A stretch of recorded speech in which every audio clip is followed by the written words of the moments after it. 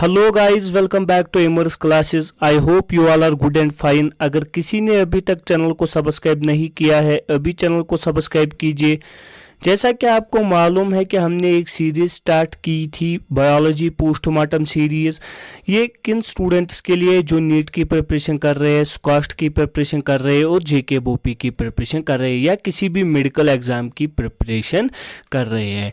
इस biology postmortem series में हमने जो भी नीट, सुकास्ट और जेके बोपी में बायोलॉजी आती है उनकी पूरी तरह एनालिसिस की, उनका पेपर पैटर्न डिस्कस किया, उनका पूरी तरह ट्रेंड एनालिसिस, डिस्ट्रीब्यूशन सब कुछ डिस्कस किया। ठीक है, आज इस सीरीज का चौथा नहीं पांचवा वीडियो लेकर हम आ रहे हैं। आज का वीडियो क्या है? आज का video how to read NCERT in biology, यानी बायोलॉजी की एनसीईआरटी को कैसे पढ़नी चाहिए या कैसे पढ़ी जाती है।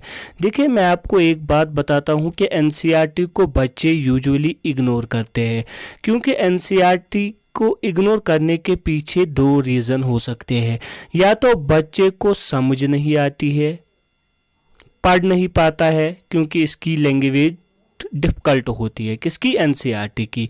या तो इसको इग्नोर करता है। इग्नोर मीन्स कहता है ये इम्पोर्टेंट नहीं है, इससे कुछ नहीं आएगा, ये इम्पोर्टेंट नहीं, सिर्फ लेक्चर्स को अटेंड करते हैं, नोट्स रेफरेंसेस पढ़ते हैं। ठीक है, यही दो रीज़न हो सकते हैं इसलिए कि बच्चा एनसीईआरटी नहीं पढ़ता है। लेकिन हम आज आपको बताएंगे एनसीईआरटी को पढ़नी कैसे चाहिए, जिससे आपको एक तो ये आसान लगे और साथ ही आपको इसकी इम्पोर्टेंस भी पता चले। ठीक है, हाउ टू रीड एनसीईआरटी। देखिए, एनसीईआरटी में पढ़ना क्या चाहिए। देखिए, एनसीईआरटी में क्या होता है, साइंटिस्ट्स होते हैं, साइंटिस्ट्स के नाम होते हैं और उनके डिस्कवरीज होते हैं।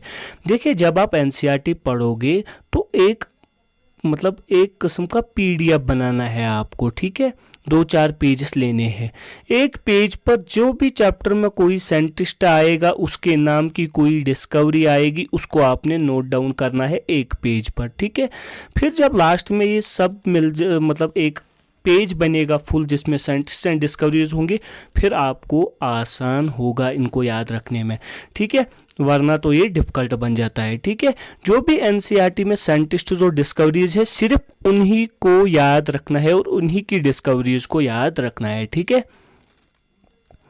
जैसे कि अगर आपको मालूम होगा कि जो भी यूनिट होता है, यूनिट के पहले पेज पर क्या होता है, एक साइंटिस्ट दिया होता है, उसकी बायोग्राफी दी होती है। ठीक है, जैसे कि आपने पहले चैप्टर जो क्लास 11th का पहला यूनिट है, ठीक है, डाइवर्सिटी इन लिविंग वर्ल्ड, उसमें जो साइंटिस्ट का दिया गया है बायोग्राफी वो है अर्नेस्ट मेयर।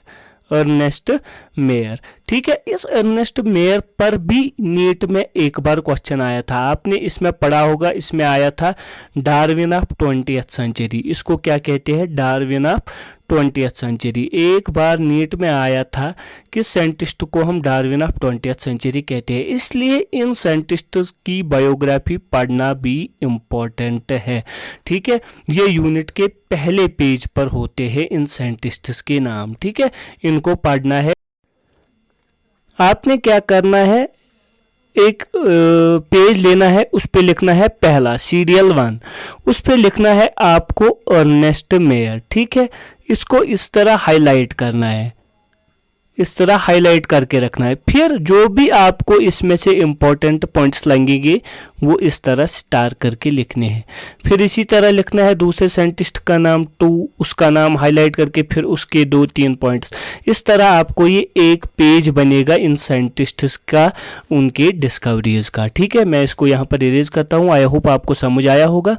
ठीक है, और एक इम्पॉर्टेंट बात क्या रखनी है, या आपको याद, क्यूआर कोड्स। ये क्यूआर कोड्स क्या होते हैं? देखिए, चैप्टर के ऊपर जिसको जो अपडेटेड एनसीईआरटी है उसके ऊपर ये क्यूआर कोड होता है। बहुत सारे स्टूडेंट्स इन क्यूआर कोड्स को भी इग्नोर करते हैं।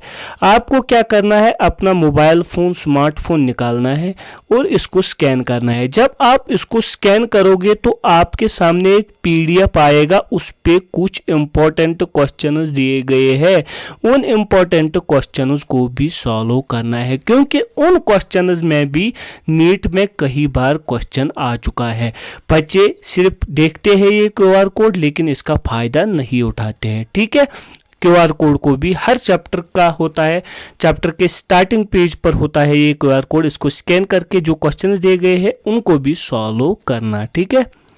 डायग्राम्स, देखिए डायग्राम्स अगर आप पढ़ोगे तो किताबों पर भरे हुए हैं डायग्राम्स, टफ डायग्राम्स दिए गए हैं, लेकिन आपको क्या करना है, जो डायग्राम्स एनसीईआरटी में दिए गए हैं। देखिए इधर मैं आपको एक डायग्राम बताता हूँ, ये किसका है, स्कल का, ठीक है। ये स्केलेटल सिस्टम में लिया है मैंने एक पेज, मतलब एक डायग्राम। आपको मालूम होगा कि ये स्कल का डायग्राम, स्कल के डायग्राम है। देखिए इसमें दिया क्या गया है, देखिए parietal bone, frontal bone, sphenoid bone, ठीक है, temporal bone.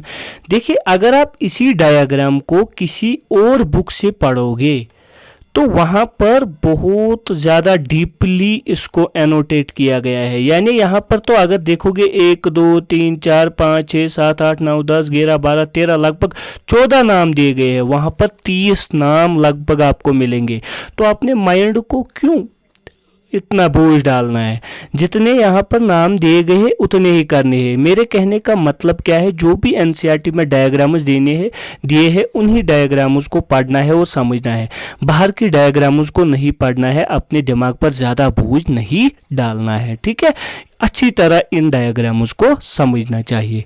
Diagram annotation, diagram annotation का क्या मतलब है, फॉर एग्जांपल आपको कोई पैरा अच्छी तरह समझ आया, उस पैरा की अगर कोई आप अपने लिए कोई डायग्राम बना सकते हो जिससे आपको आसानी मिले, तो वो बगल में जो स्पेस दी होती है वहां पर बनानी चाहिए।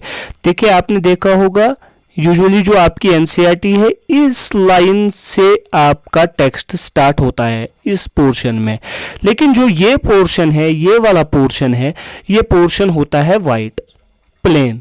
अगर आपको लगे कहीं पर यहाँ पर दिया गया है कुछ लाइनें जिसको मैं याद रखने के लिए कोई डायग्राम या ग्राफ बना सकता हूँ, तो उसी के बगल में बनाओ।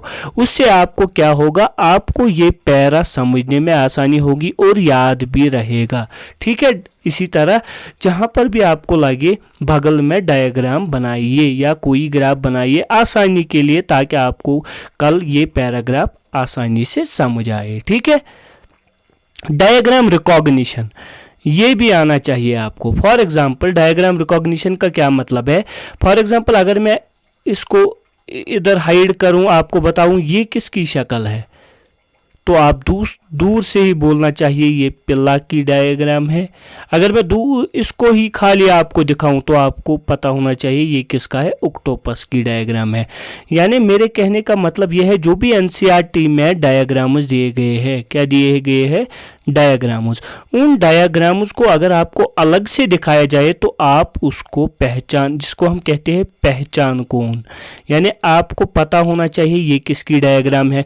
फिर उसके इर्द गिर्द जो भी हिस्ट्री, फॉर एग्जांपल अगर मैंने आपको ये डायग्राम दिखाया, आप दूर से ही कहना चाहिए ये पिल्ला है, ये फाइलम मोलस्का का मेंबर है, इसमें कौन से कैरेक्टर्स होंगे, ठीक है।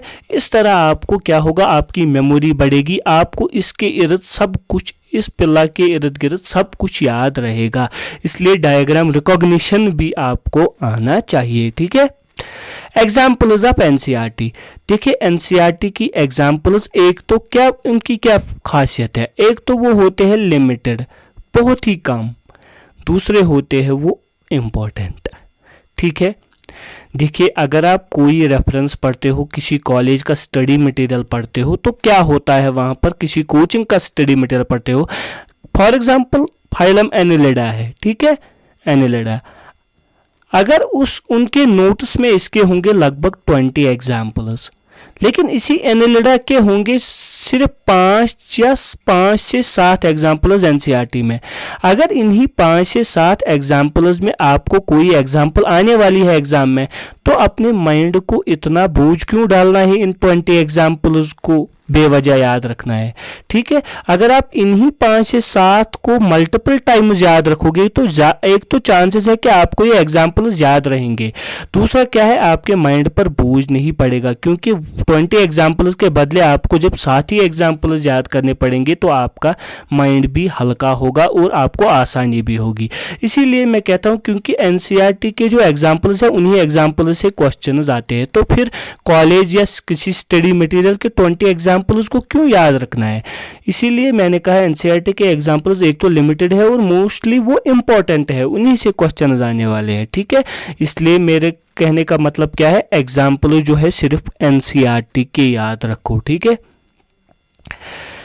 जैसे कि यहाँ पर दिया गया है फाइलम आर्थ्रोपोडा। फाइलम आर्थ्रोपोडा के आपके सर ने दिखाए होंगे लगभग 20 एग्जाम्पल्स, लेकिन अगर हम यहाँ पर जाएंगे, यहाँ पर दिए गए हैं मुश्किलन 6 से 8 एग्जाम्पल, खाली 6 से 8 एग्जाम्पल एनसीईआरटी में, तो 20 को क्यों रटना है। ठीक है, इन्हीं 6-8 को याद रखेंगे, क्योंकि एनसीईआरटी में बहुत सारे बायो में एग्जाम्पल्स है, फिर जम्बलिंग होती है कौन सी एग्जाम्पल किस में आएगी, इसलिए अगर आप कम रखोगे तो उतनी पॉसिबिलिटी है कि आपको फिर याद भी आएगा एग्जाम में ये एग्जाम्पल किस फाइलम की है या किस टॉपिक की है। ठीक है, टेबल्स एनसीईआरटी में आपने बहुत सारे टेबल्स दिए होंगे, वो देखे होंगे, वो भी बहुत इंपॉर्टेंट है। ठीक है, जैसा कि ये टेबल आपने देखा होगा। ठीक है,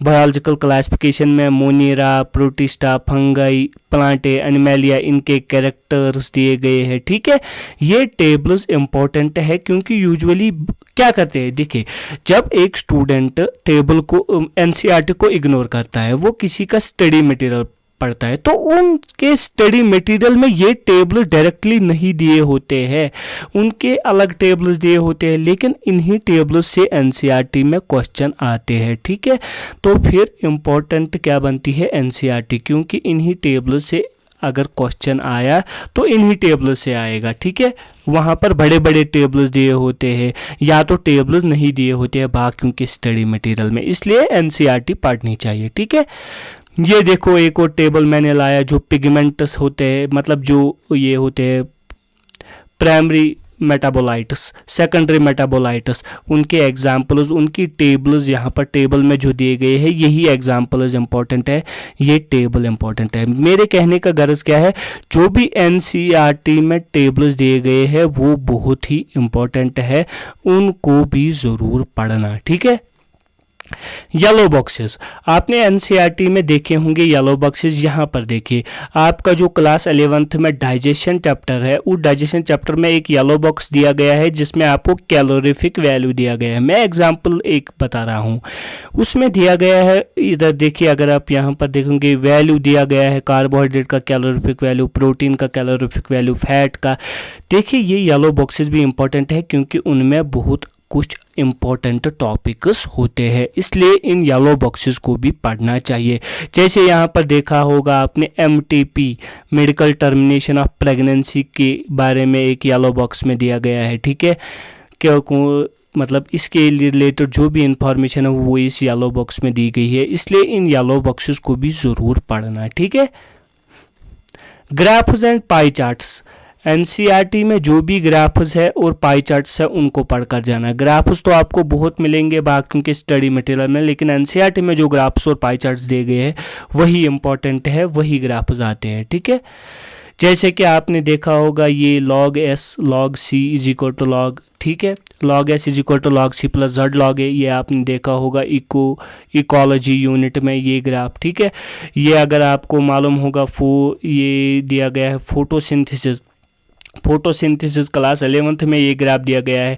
इन ग्राफ्स को समझना, रटाफिकेशन नहीं, मैथमेटिकली समझना, अगर ये एस टाइप ग्राफ बनेगा क्यों बनेगा, ये स्ट्रेट लाइन का ग्राफ क्यों बनेगा, यहाँ पर ये कब इंटेंसिटी कम होने से रेट ऑफ फोटोसिंथेसिस बढ़ती है। ठीक है, मतलब इनको अच्छी तरह समझना, मैथमेटिकली समझना। ठीक है, ऐसे ही रटाफिकेशन नहीं रखनी है, इन ग्राफ्स को पढ़ना और मैथमेटिकली समझना। ठीक है, जो भी एनसीईआरटी में ग्राफ्स दिए गए हैं बायो के।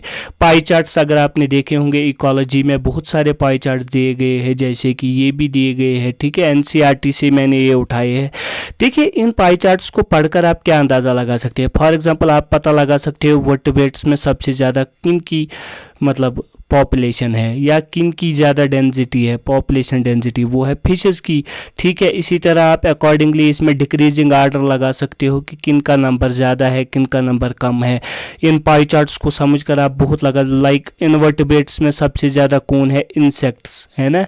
ठीक है, इस तरह आप इन पाई चार्ट्स को समझकर कुछ पॉइंट्स निकाल सकते हैं जो आप याद रख सकते हैं जो इम्पोर्टेंट होते हैं। ठीक है, ऐसे ही आपको कभी नहीं इन्हीं से जो एनटीए वाले हैं या कोई भी एजेंसी जो एग्ज़ाम कराती है वो इन्हीं ग्राफ्स से डेटा कलेक्ट बेस्ड पर ही क्वेश्चन बनाते हैं। फिर कहते हैं बच्चे आउट ऑफ एनसीईआरटी आता है, लेकिन अगर उन्होंने इन डायग्राम्स, पाई चार्ट्स, ग्राफ्स, इन येलो बॉक्सेस, टेबल्स को समझा होता है तो फिर उसको आउट ऑफ एनसीईआरटी नहीं लगते हैं क्वेश्चन, क्योंकि इन्हीं से क्वेश्चन आते हैं फिर बच्चे कहते हैं out of NCERT. Sequences and series, देखिए बहुत सारे sequences and series NCERT bio में दिए गए हैं। ठीक है, अगर आप देखेंगे यहाँ पर दिया गया है जो क्रेब्स साइकिल होता है या ठीक है, जो क्रेब्स साइकिल होता है, क्रेब्स साइकिल में कौन सा क्या बनता है, फिर क्या बनता है, फिर क्या होता है, इस साइकिल का पूरी तरह सीक्वेंस आप याद रख सकते हैं।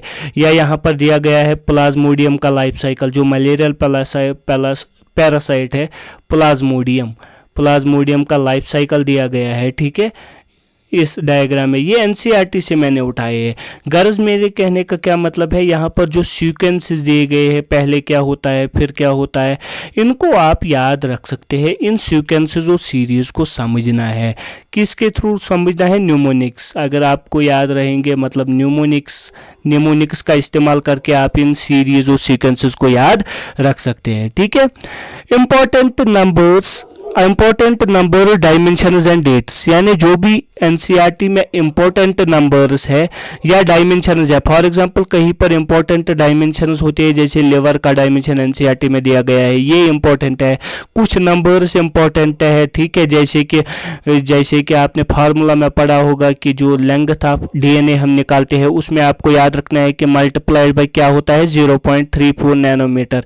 इन नंबर्स को याद रखना। ठीक है, डेट्स कुछ इंपॉर्टेंट है उनको याद रखना, इनको अलग याद रखना, इनका अलग एक पेज लेना है, उस पेज पर सारे इंपॉर्टेंट नंबर्स और डेट्स को जो भी एनसीईआरटी में है उनको लिखना है ताकि फिर आसानी हो जाए। ठीक है, लेकिन इंपॉर्टेंट वंस को खाली देखिए। जो भी एग्जाम्पल्स है ना या सीक्वेंसेस है किसमें, एनसीईआरटी में, उनको आप न्यूमोनिक्स के थ्रू याद रखिए तो आपके लिए आसानी होगी। ठीक है, इन न्यूमोनिक्स के थ्रू अगर आप एग्जाम्पल्स को याद रखते हो सीक्वेंसेस को तो फिर भूलने के चांसेस कम हो जाते हैं, तो फिर याद आते हैं। आप इन्हीं न्यूमोनिक्स को याद करके एग्जामिनेशन में इन एग्जाम्पल्स और सीक्वेंसेस के क्वेश्चन को आसानी से सॉल्व कर सकते हैं। ठीक है, कंसेप्ट क्लैरिफिकेशन, ये भी इंपॉर्टेंट है। बहुत सारे स्टूडेंट्स रटाफिकेशन पर बेस्ड होते हैं, एनसीईआरटी समझ नहीं आई तो फिर ऐसे ही रटते हैं, लेकिन ऐसा नहीं करना है। अगर 2 बार 3 बार भी समझ नहीं आया तो चौथी बार पढ़ना है, लेकिन गोटा याद नहीं रखना है।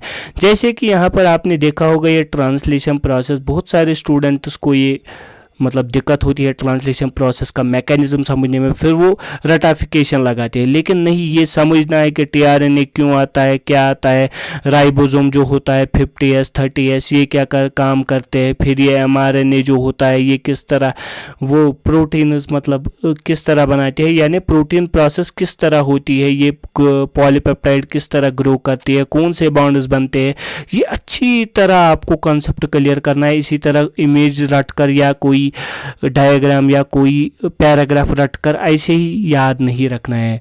मेरे कहने का मतलब क्या है, कंसेप्ट अच्छी तरह समझना है एनसीईआरटी में। ठीक है, रटाफिकेशन ज़्यादा देर तक याद नहीं रहता है। फार्मूला डेरिवेशन क्या होता है, देखिए बायो आपने फिजिक्स और केमिस्ट्री में फार्मूला तो देखे होंगे, लेकिन क्या आपने बायोलॉजी में फार्मूला देखे हैं? अगर नहीं देखे, देखिए मैं क्या बताता हूँ।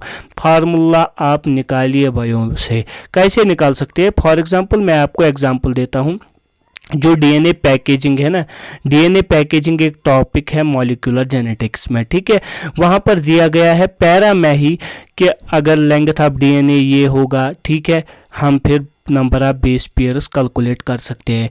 तो वहाँ पर दिया गया है, इस पर नीट में क्वेश्चन भी आया है रिसेंटली, उसका आप फार्मूला बना सकते हो। जैसे कि ये लेंथ ऑफ डीएनए आप निकाल सकते हो, total number of base pairs, कितने टोटल बेस पेयर्स है, into distance between two consecutive genes जो अप्रॉक्सीमेटली होता है 0.36 नैनोमीटर। ठीक है, यानी एक फार्मूला बनाई मैंने, ये मैंने बनाई मतलब अपने तरीके से याद रखने के लिए। यहाँ पर जो दिया गया है, यहाँ पर जो मैमेलियन डीएनए दिया गया है, जहाँ पर जो रिसेंटली नीट में पूछा गया भी है मैमेलियन डीएनए के बारे में, उसकी लेंथ कितनी है या total number of base pairs कितने हैं।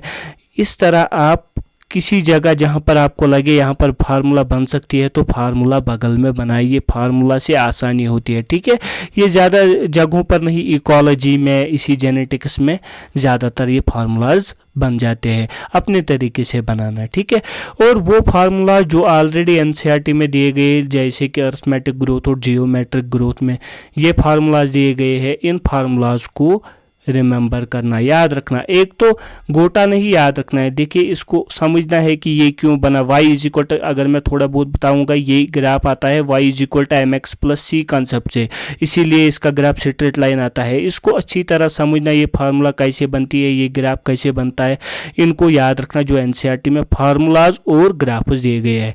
लेकिन जहाँ पर आपको लगे कि यहाँ पर बननी चाहिए फार्मूला तो बगल में बना सकते हैं आप। ठीक है, समरीज जो चैप्टर के आखिर में होते हैं, समरीज बच्चे क्या करते हैं, हमने चैप्टर अच्छे से पढ़ा, आप समरी को क्यों पढ़ना है। लेकिन कई जगहों पर मैंने देखा है एनसीईआरटी में कुछ पॉइंट्स समरीज में होते हैं लेकिन वो पूरे चैप्टर में कहीं नहीं दिखते हैं, या तो दिखते हैं लेकिन इनडायरेक्टली दिखते हैं। फिर बच्चे कहते हैं ये आउट ऑफ एनसीईआरटी आया है। इन समरीज को भी ज़रूर पढ़ के जाना, क्योंकि यहाँ पर कुछ पॉइंट्स होते हैं जो पूरे टेक्स्ट में होते हैं लेकिन यहाँ पर कुछ अलग तरीके से लिखे होते हैं। फिर वही आता है, वही स्टेटमेंट आता है एग्जाम में, बच्चे कहते हैं आउट ऑफ एनसीईआरटी। ये तो होता है वही पॉइंट जो आपने पढ़ा है चैप्टर में, लेकिन यहाँ पर वो दूसरे एंगल से लिखा होता है।